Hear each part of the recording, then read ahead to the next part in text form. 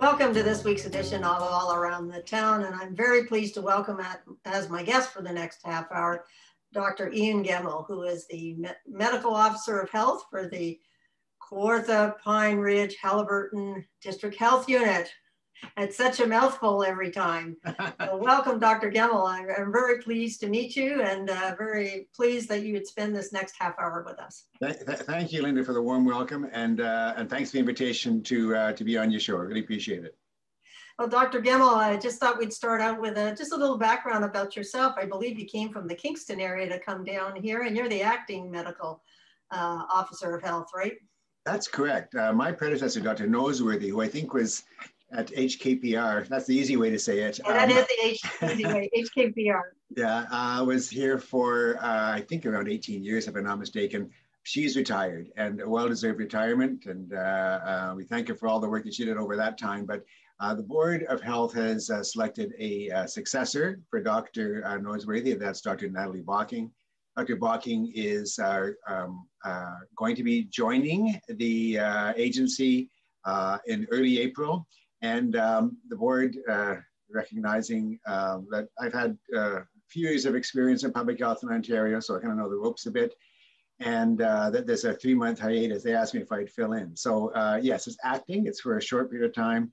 My goal here is to get the agency through this kind of very difficult time with the pandemic going on, so that Dr. Bocking arrives, things are, how should we say, in order still. So that's what I hope to, how I hope to help her. So it's been a year since we had our first case of COVID here in Canada, which is, and I think, you know, when that happened a year ago, I don't think we thought that by, the January 2021, we would still be talking about this.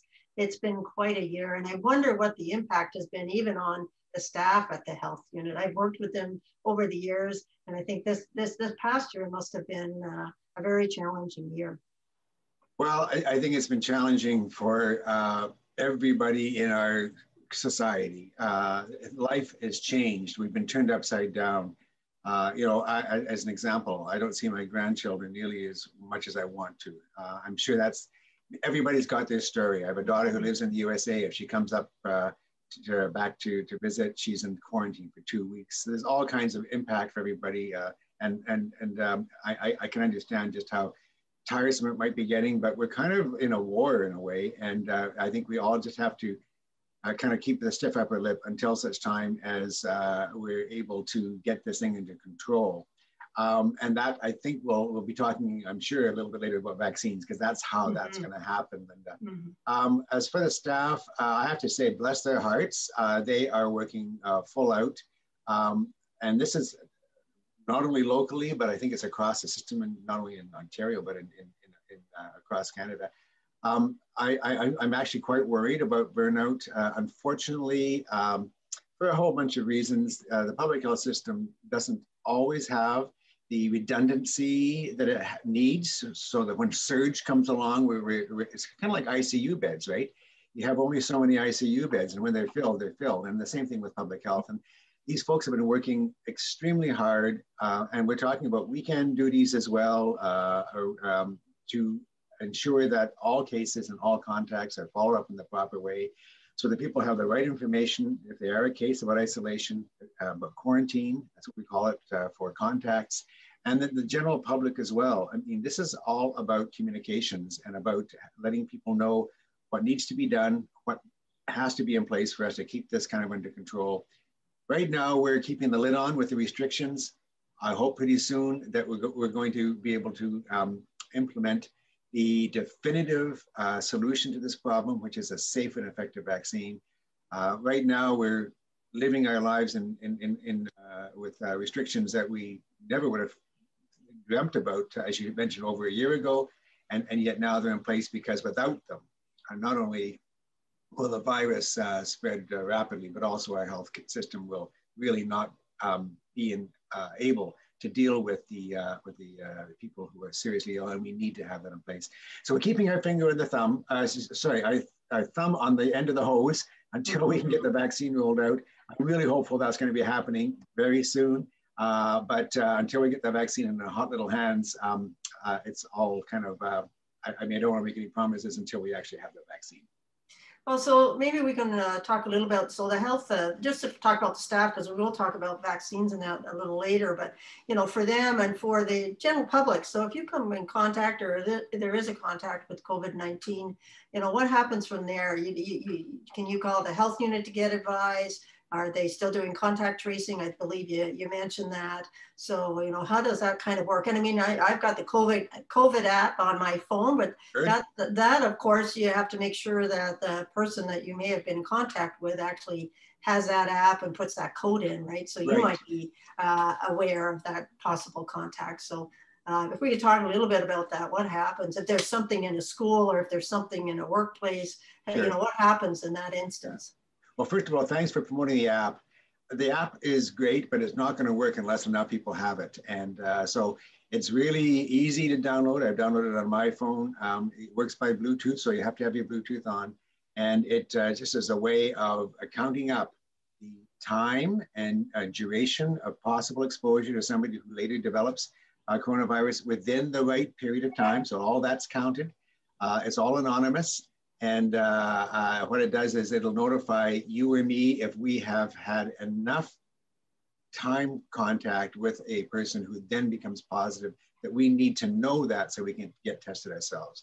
But, you know, if only 10 to 20% of the population use the app, it's not going to work well. We need to have a much more universal downloading and use of the app for it to be meaningful to us. As far as the follow-up of cases is concerned, and we are still doing full follow-up, the way that it works is that people, for whatever reason, are tested. They may be tested because they got symptoms. They may be tested because they're concerned about a potential exposure. For whatever reason, they're tested. And if they come back positive, then they become a case. And then we would do an assessment by speaking to that individual and finding out where they've been, what they've been doing, with whom they've been in contact, what their job is, social activities, all those things. And then we divide it into high-risk contacts, those who have had a definite exposure. It might be, for example, someone in a household. It might be somebody in a workplace or in a social gathering. We then look at lower-risk contacts, people who probably are not going to become ill, but we still just can't be sure of that. And then others that we can say, hey, you don't have to worry because your contact was not enough to have this virus transmitted. For the high-risk contacts, we require them to be home in isolation for 10 days from the time, sorry, I'm going to start again. With the cases, we require them to be home for 10 days from the date of onset of their symptoms. And we know that unless the symptoms really persist longer than that, that after 10 days, they will no longer be infectious. So the 10 days of isolation is a requirement. And we do have a regular check with people who are in isolation because they are cases. Then getting onto the contacts, if we determine that they are high-risk contacts, like a household contact, they are in quarantine from the last possible time that they had contact with an infectious case. And they're in quarantine, I should say, for 14 days. The reason for a different number of days is that the incubation period of coronavirus can be up to 14 days. So it's different than the isolation. After 10 days of isolation, the period of communicability, the period of infectiousness is ended. But for contacts, the period of quarantine is how long it may take for them to develop symptoms. And we don't want them exposing other people if they're going to become ill, especially since we know that there is sometimes transmission before a person becomes sick, because it's possible to transmit this without symptoms, as you know. Mm-hmm. With the lower risk contacts, the people we don't really think are at risk, but we just can't be sure, we would ask them to self-monitor for that 14-day period.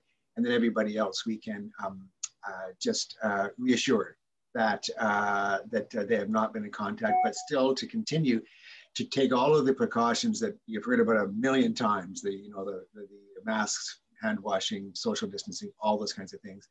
But particularly important, Lynda, I got to say, is not to travel and not to have, participate in gatherings. And that could be something as simple as an evening get together that we would normally have, but now we cannot have because transmission can occur from people who have no symptoms. It could be a wedding. I've dealt with weddings where there's been outbreaks, not in this area, but in other areas of Ontario, Hockey games, now those are stopped because of the stay-at-home order, but gatherings in this kind of situation and the traveling, please stay home. Please do not go from place to place. People in Toronto, please don't come to our area because it's a high incidence area and you're bringing the virus to us, and it needs to stay, you know, in the place where it is people live.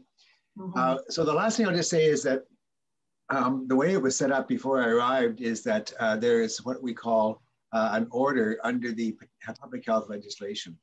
It's called the Health Protection and Promotion Act. And this is called we call it a class section 22 order, which means it applies to everybody in a certain class. And the class are cases and the class are the contacts. So that's already in place. There's I have signed that. And so therefore, when we call a case, or call a contact, require them to be in isolation in the case of cases, or quarantine in the case of contacts.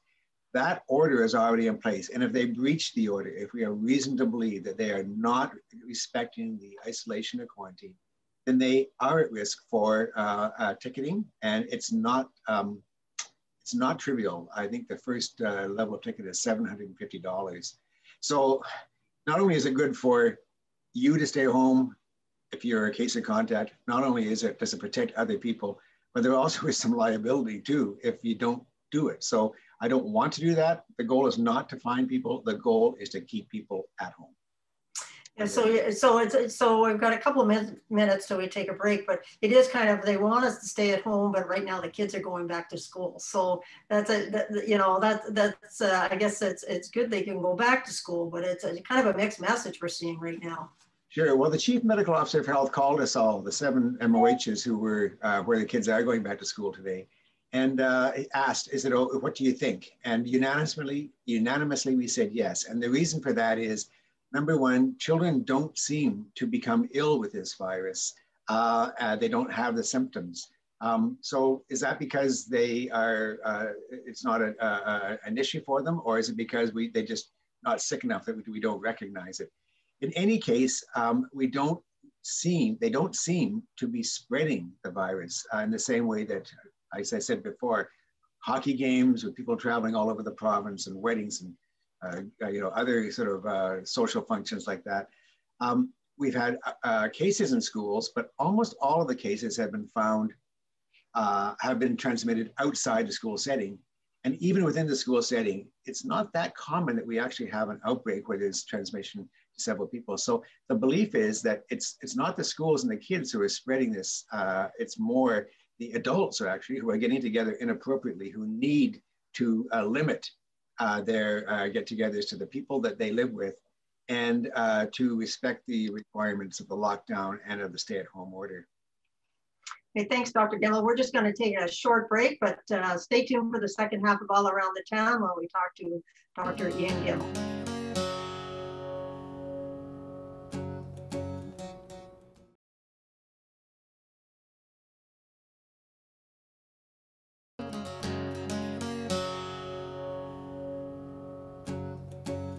Welcome back to the second half of the show. And my guest is the Chief Medical Officer of Health here in the Haliburton, Kawartha, Pine Ridge District Health Unit, Dr. Ian Gemmill. Welcome back, Dr. Gemmill. And in the last half hour, we just talked about a few of the things in regards to COVID and contact tracing and what the health unit is doing and all that. But let's talk about the vaccines, which, of course, everybody's very anxious about receiving at this time. Well, Lynda, we've been living a coronavirus for a year now. We've been living the restrictions. We've been living not having to be able to spend as much time with family, not going to visit people that we want to see, family members, friends, and so on. It has been so different in the last year, but there is light at the end of this tunnel. And I can tell you that in my experience in public health, which has been quite a number of years, where we have a safe and effective vaccine that we can use, it can interrupt outbreaks. I was involved in a meningitis outbreak in Ottawa in 1991-92. We immunized 152,000 children and adolescents in 4 weeks, and that brought that outbreak to a standstill. In this case, we have got 2 safe and effective vaccines that are licensed, and 2 more that are before the licensing authorities at Health Canada. So I'm hopeful we'll have a lot of vaccine in the next few weeks. Right now, we don't have a lot of vaccine. I'm sure nobody is surprised, or everybody has heard, I should say, that there has been a reduction in the shipments from Belgium of the Pfizer vaccine that has made things very difficult. But let's never forget, a month ago, or let's say 6 weeks ago, we had no vaccine. And so I think that what we really have to do here is to be patient. It means extending our restrictions a little longer. It means being very cautious about looking after people in long-term care homes. It means using the PPE that the healthcare workers have to use a little longer, but we're going to get there. We've been told that within a few weeks' time, there'll be more vaccine than we know what to do with, and that's a wonderful situation to be in. I mean, we've told the province of Ontario locally that we are ready to go, and all that we need is the vaccine. So the vaccine is a little bit tricky to use because it requires freezing. These two vaccines are really the only two that we have currently where freezers are required. Normally it's only fridges, so it makes it trickier. But we have plans in place now for immunizing long-term care. It'll be the residents first to provide them with that protection. It'll be then staff and essential caregivers. And this, I think, is the only way we can get that iron ring around long-term care. How does the virus get into long-term care? It gets in by people who don't have symptoms, but do have the virus. They're there, they need people to go in to look after the residents there. And if they don't know they've got the virus, then that puts people at risk. So the iron ring, as far as I see it, is the vaccine. I'm hopeful that once we get vaccine into arms, that we will be able to feel good about the long-term care situation and be able to say, we don't anticipate now any more outbreaks because we've got enough people immunized in that setting. Then it'll be the turn of the general population, including particularly older adults, other essential workers like, I guess, police and fire, and even grocery clerks, I hope, and then the general population. But it's going to be a few weeks yet before we get to that stage. Yeah, and I think that's why people are anxious. I know for myself, my mother's in long-term care, and I've got to say the facility she's been in, they have not had an outbreak at all. So they've done an absolutely fabulous job. The staff have done a fabulous job, and I can't thank them enough for the care that they've given over this past year. It's been phenomenal. So yeah, I think everybody's anxious to get those vaccines. Now we have two, and we know, so we're going to have freezers here to be able to keep the Moderna. You hear a lot about the Pfizer. You don't hear so much about the Moderna vaccine, and so that's the one thing. I heard that freezers are coming. So is that right? So there's the storage and handling requirements for the Pfizer vaccine is ultra cold. So we're talking about -70, -80 degrees Celsius. That's very cold. We do have, I think, at the Northumberland Hills Hospital, the capability of looking after that vaccine. But I think, and everything can change on a dime, everything can change from day to day. I think that we will actually be getting the Moderna vaccine, for which our hospitals do have freezer capacity.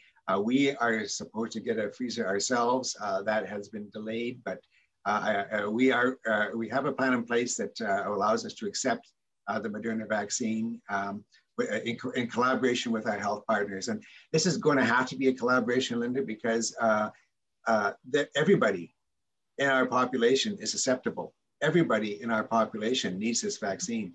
This is not, just catch up. This is the entire population has to receive maybe 2 doses. If we're lucky, the Johnson vaccine requires only 1, but still, that's 2 doses. So for 180,000 people in HKPR, that's 360,000 needles and arms. And that's not a trivial job. So we are working with primary care, with the hospitals and so on. And the hospitals are helping us with the freezer capacity. So you're going to look at, as you roll it out, you'll be setting up clinics. Will there be, I think that's the other question a lot of people ask, like, how will I know when I'm going to be able to go get my vaccine? And I know if people are watching how it's being distributed in the US, you see these long lineups and people going to places that are running 24 hours a day to be able to get those shots in people's arms. So do you see that kind of rolling out here, or do you have an idea of that yet? Well, as I said before, we're still a few weeks away from that, but once we get rolling on this, I think we're going to see vaccine accessibility throughout the area, and long hours because we're really in a race with this virus. We now have the variants that are more easily transmissible, and therefore we may expect to see more rapid spread. So we are going to have to pull all the stops out to get vaccine into arms. I'm happy to say now, though, that in Canada, we now over 800,000 people have been immunized. We have over 700,000 cases. We actually have more vaccine into arms than we do cases now. And that's after only 6 weeks. So I think that's very hopeful. And I can tell you that not only are we locally, but the government of Ontario is extremely eager to get the vaccine into arms, because that's what's going to change everything. That's going to get us back, maybe not completely back to where we were in 2019, but certainly very close. I would see perhaps having clinics in municipal venues, maybe even drive-through, but the goal here is to make it as accessible as possible through both location, but also timing. We haven't got the final plans hammered out yet, but people will be notified when their turn comes up. And as I said, that might not be till April, but it's coming. So when do you think our whole area would be vaccinated by? Are you hoping by the fall we'll all have needles in our arms, or is that too optimistic at this point? Well, I'm an optimist by nature, so I would say that if we don't get it done by autumn, I'll be very disappointed. What we hear is that there'll be lots of options for vaccine within a couple or 3 months' time.